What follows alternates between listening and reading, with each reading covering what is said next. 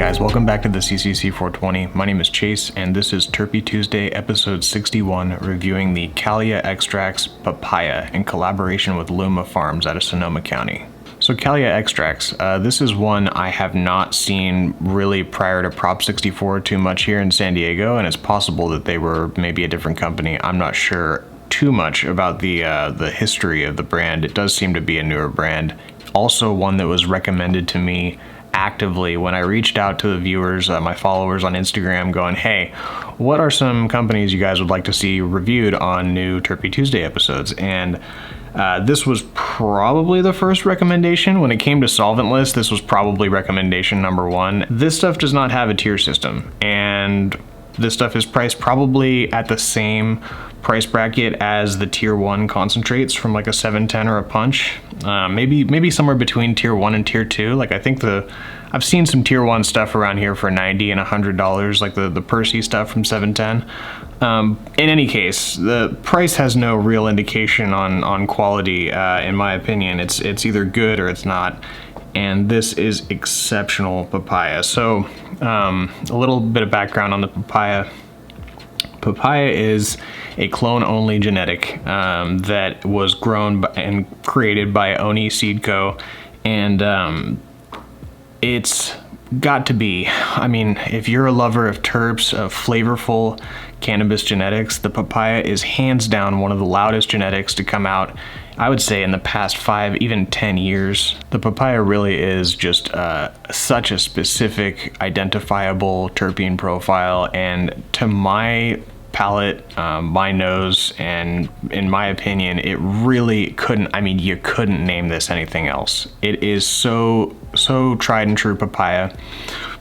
When I lived in my last apartment, I don't have a roommate now, I have my own place, but my roommate was not a big smoker, and so his whole olfactory system, just, you know, all the smells he would detect were perceived a little bit differently. And I'm sure some of you can agree that if you don't smoke cannabis on a regular basis, it smells a little bit different. Like if you have no tolerance or no THC in your system, I find that all weed across the board kind of has like a skunky, just for lack of a better word, just the pot smell or the weed smell, you know. You guys know what I'm talking about. But if you get your tolerance going, I feel like your body becomes more able to detect the nuances between different varietals and genetics.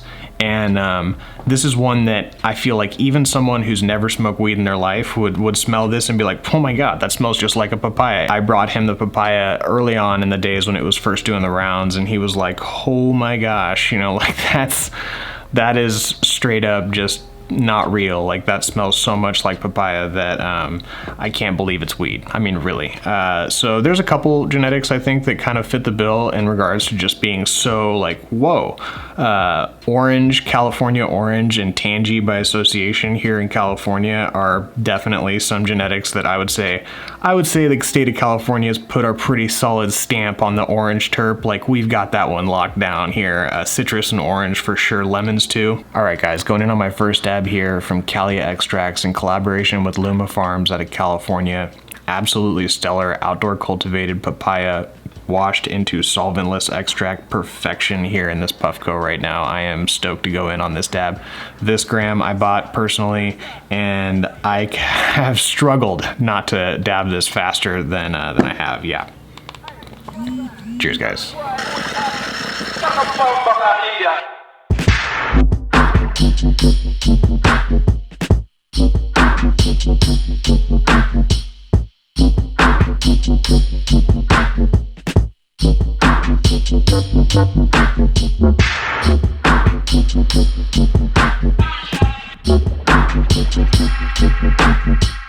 Some wall slide. Who's that?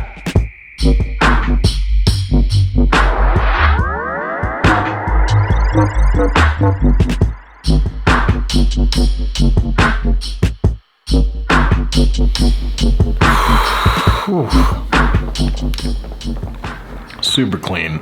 So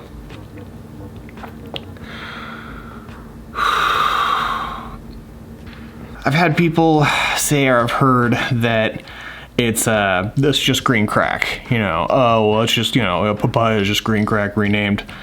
I could not disagree anymore. Yes, there are elements of the papaya that are reminiscent of green crack. However, the effects of the papaya, and I would say still the smell of the papaya, like a good run of papaya like this Kalya right here, it smells almost juicy. It's like a papaya like candy, like some kind of juicy syrupy papaya candy, just like right under your nostrils. Oh yeah, it smells almost like those little candies that come in the fruit wrappers, you know, like they weren't really good candies necessarily, but they did smell good. You guys know what I'm talking about? Like the ones that were like little pineapples and little strawberries and shit. This is kind of like that. It almost reminds me a little bit of the pineapple little candies that had the pineapple wrappers. I don't know, I haven't seen those in God knows how long. Might have just aged myself a little bit there. But yeah, I could sit here and smell this jar all day long. Another thing to mention is the stability of this concentrate. So nose, definitely papaya. I mean, like just straight up papaya candy all day long. And then the consistency is definitely a fresh press. I looked at the date on the package here and it said it was manufactured and packaged in January. So in my experience with solventless, if it's a fresh press, usually butters up, especially, and this isn't a knock on any one shop here in San Diego, but shops here in San Diego tend to not really freeze their rosin or keep the solventless as cold as it should be.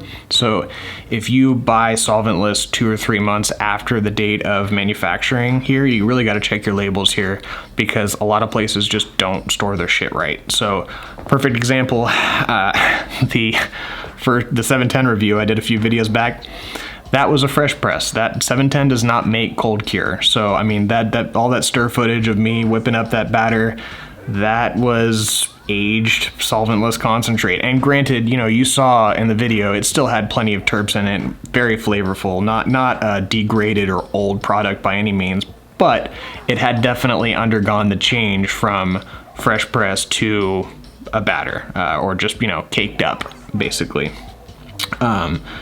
This has been sitting out of the freezer all day long, and I was working on it for photos all day yesterday, and it was more or less out of the freezer all day as well. It's just barely starting to milk up a little bit, but it'll probably be, I mean, I strongly feel I could leave this out probably 2 whole days. Just, I could almost feel like I could even leave the lid off of it. I mean, that would be sacrilege. I wouldn't do that, but it really would take a long time for this to butter up. And I think that speaks to the source material a little bit. So this is just speculation, what I'm about to say right now. I have no real, there's no science behind what I'm about to say. I am no expert. But I think when concentrates are made, especially solventless concentrates, are made from outdoor material, the concentrate tends to be a little bit more robust. And I think that's just because the outdoor source material is more robust by association. It's had to build defenses against the elements. So again, speculation here, but I think the trichome heads and the glands that support them, or the stalks that support them, are a little bit more heavy duty, right? So that doesn't mean that the contents of the glandular trichome head are any more or less potent. It just means that when rosin is made, when you press rosin, you're still getting a little bit of those stalks and heads, that the elements of those, you know, it's not just a pure extraction of the glandular trichome head contents. Like rosin is, you're getting a little bit of the pulp in there, you know, just bottom line. I mean, and that's the case with this. I think this stuff just isn't buttering up because the plants that it was made from are really robust outdoor papaya plants. So yeah, the old flower smoker brain I have, it just it doesn't want to believe that product this good could come from outdoor cannabis. And I know that there's really no, like, running solventless from outdoor greenhouse source doesn't really have any impact on the end result of the concentrate. When you ran BHO from outdoor back in the day, it didn't come out so hot necessarily, whereas I feel like you can wash absolutely competition grade solventless from outdoor bud, no problem. That's just my experience with it, and this is testament to that, without a doubt. Luma Farms really looking like a happy, love-filled farm full of people that really are just passionate about the plant. Every single post on their Instagram is just like, yeah, they're living the life, doing outdoor cultivation, and the plants look super happy. They look really healthy and beautiful. So yeah, it only makes sense that this concentrate came out so stellar. This stuff is potent, man, and I've had papaya here before. A friend or two here in town has a cut of it. So it's really cool to be able to actually dab some papaya rosin made locally. Going in on my second dab here, the Kalya Extracts, Luma Farms Papaya, the Luma Papaya, 70 to 120 micron live rosin, purchased at March and Ash. They had a promotion going, so I got it for, I think it was $82 out the door. Awesome. Cheers, guys.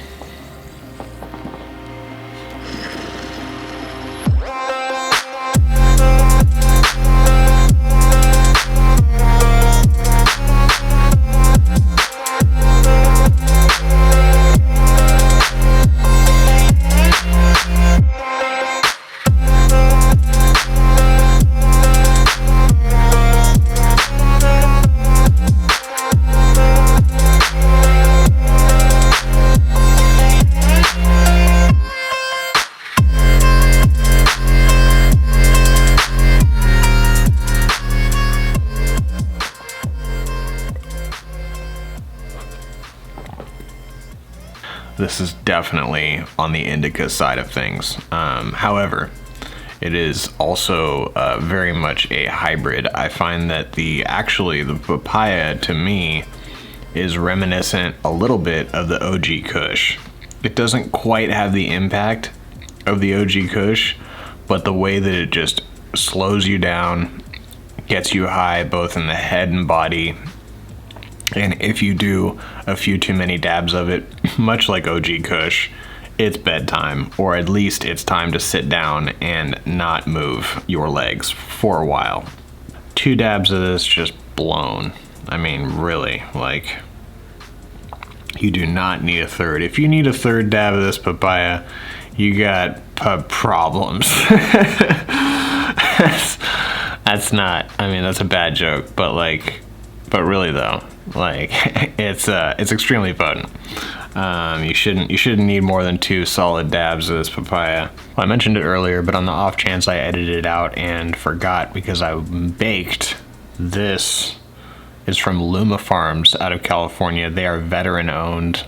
Always wanted to support veterans. Have a really hard time in general. The laws just, our support system for veterans is just anytime you can support vets is a good time to support vets, and Kalya has chosen a fantastic veteran-owned farm to select some source material from. Really excited to try out future flavors. If I do review Luma Farms and Kalya again, I will very likely be reviewing that key lime pie, just based on the recommendation of the bud tender and based on the experience I had with this papaya, which is exceptional. So that's going to wrap up this episode of Terpy Tuesday, episode 61, reviewing the Kalya Extracts papaya in collaboration with Luma Farms out of Sonoma County.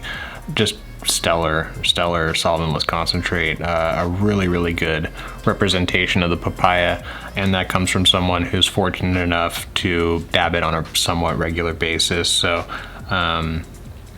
yeah, thank you guys for making such an amazing concentrate, and thank you guys for watching as well out there, and I'll be back soon with another Terpy Tuesday. Peace.